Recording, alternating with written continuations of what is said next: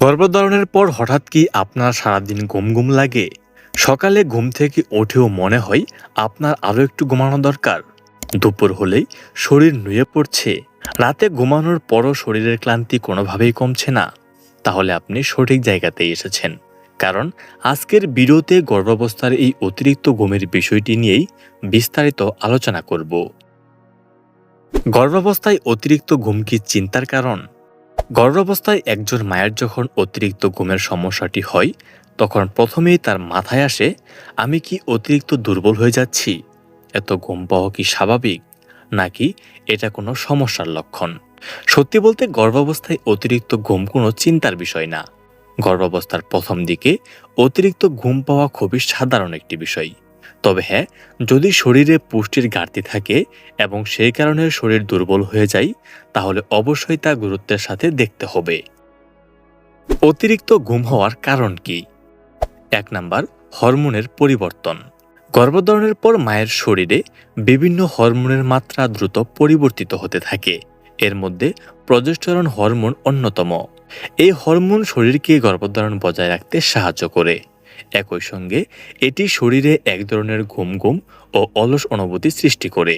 তাই গর্ভাবস্থার প্রথম কয়েক সপ্তাহে অনেক মায়েরই সারাদিন ঘুম পাওয়ার সমস্যাটি হতে পারে। ২ নাম্বার, শরীরের ভেতর বড় ধরনের পরিবর্তন। গর্ভধারণের পর বাইরে থেকে হয়তো বোঝা যাচ্ছে না যে আপনার শরীরের ভেতরে কী ধরনের পরিবর্তন হচ্ছে, কিন্তু ভেতরে ভেতরে বিশাল পরিবর্তন অলরেডি শুরু হয়ে গিয়েছে। এ সময় জরায়ুতে ব্রণের বেড়ে ওঠার জন্য শরীর প্রস্তুতি নিতে থাকে এবং রক্ত সঞ্চালন সহ বিভিন্ন শারীরবৃত্তীয় প্রক্রিয়ার পরিবর্তন আসে।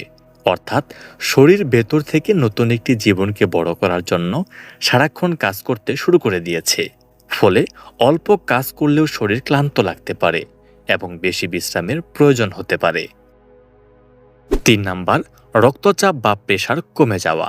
গর্ভাবস্থার শুরুর দিকে কিছু মায়ের রক্তচাপ স্বাভাবিকের তুলনায় কিছুটা কমে যেতে পারে।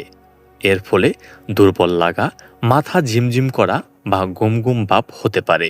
বিশেষ করে দীর্ঘ সময় না খেয়ে থাকলে বা হঠাৎ করে দাঁড়িয়ে গেলে এই অনুভূতিটা আরও বেশি হতে পারে। ৪ নাম্বার, বমি বমি ভাব ও খাবারে অনীহা।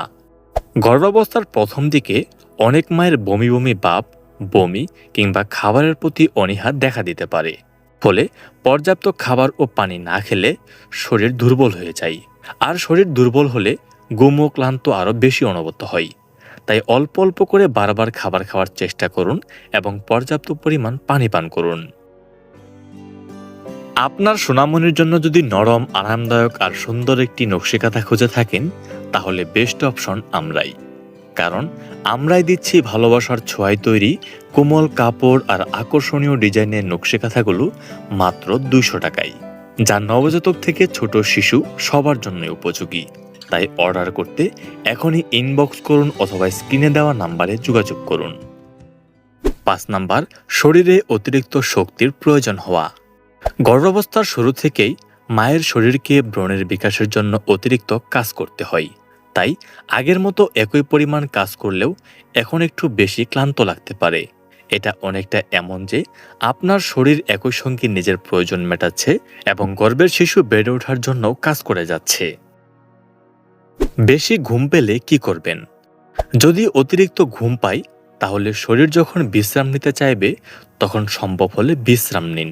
রাতে পর্যাপ্ত ঘুমানোর চেষ্টা করুন। দিনের বেলায় খুব বেশি ক্লান্তি লাগলে অল্প সময় বিশ্রাম নেওয়ার চেষ্টা করুন। পুষ্টিকর খাবার খান, যেমন শাকসবজি, ফলমূল, ডিম, মাছ, ডাল, দুধ বা দই এবং সাথে পর্যাপ্ত পরিমাণ পানি পান করুন। মনে রাখবেন, শুধু বেশি ঘুম পাচ্ছে বলে নিজে থেকে কোনো ঔষধ বা টনিক খাওয়ার চেষ্টা করবেন না। কখন সতর্ক হতে হবে?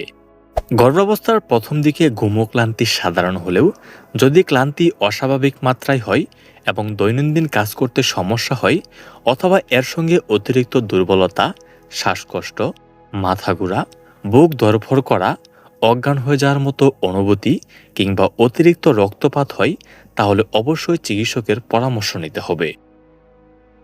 সর্বশেষ প্রত্যেকটা গর্ভবতী মায়েদের আমরা বলতে চাই, গর্ভাবস্থার প্রথম দিকে সারাদিন ঘুম পেলে ভয় পাওয়ার কিছু নেই। কারণ আপনার শরীরের ভেতর তখন একটি নতুন জীবন বেড়ে উঠছে এবং সেই অনুযায়ী শরীরকেও অনেক পরিবর্তন হতে হচ্ছে। তাই পর্যাপ্ত বিশ্রাম নিন, পুষ্টিকর খাবার খান, পানি পান করুন এবং নিয়মিত চিকিৎসকের পরামর্শ নিন। আর হ্যাঁ আপু, আপনিও যদি গর্ভাবস্থার প্রথম দিকে থাকেন এবং আপনারও সারাদিন ঘুম পাওয়ার সমস্যাটি হয়ে থাকে, তাহলে কমেন্টে লিখে জানান আপনার অভিজ্ঞতা।